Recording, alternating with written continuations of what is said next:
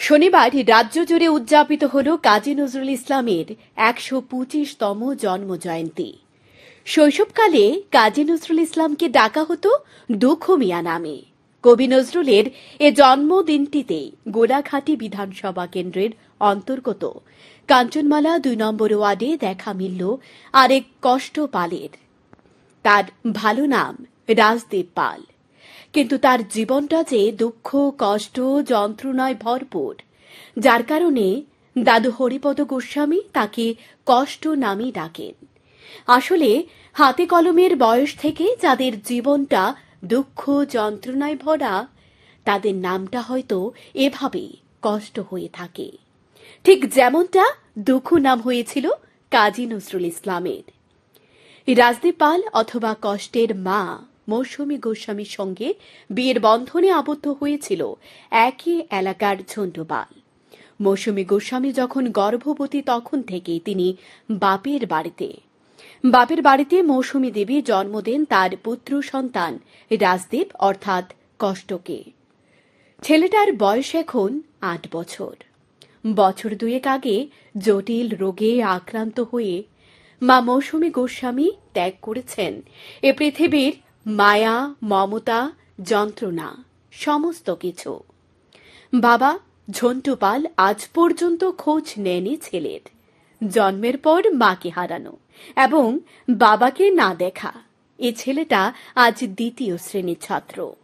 Kanchanmala SB স্কুলে পড়াশোনা তার।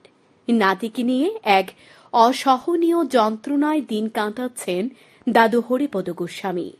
নাতিকে সাহায্যের জন্য প্রার্থনা করলেন রাজ্য সরকারের কাছে। আমার এই নাতি জামাইয়ের কাছে বিয়া দিছি পরে নাতির জামাইয়া নেয় না, আম্মায়েরও নেয় না। আমি ওই ছোটো থাকতে আজকা ৭-৮ বছর ধরে ফালতাছি। আমি সরকারের কাছে খুব অনুরোধ করতেছি আমার নাতিটা যেমন ভবিষ্যৎ গিয়া দাঁড়ায়, আমি নিজেই চাইতেছি।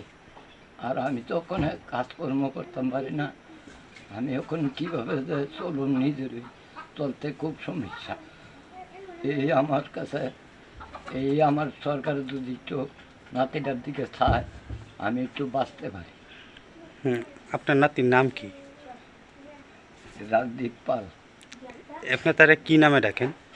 এর নামটা কষ্ট হয়ে ডাকি। কষ্ট। মানে তার বয়স কত ছিল এখন? রানিং ওখানে ৮ বছর চলতেছে। সে কোন কাছে পড়ে এখন? মাস্টারে তো ওখানে তুলতে তুলে দিছে, ঠিক মতন লেখাপড়া করতে পারে। আচ্ছা, তার বাবার নাম কি? তার বাবার নাম ঝন্টু পাল। তো হ্যার মা কিভাবে মারা গেছে?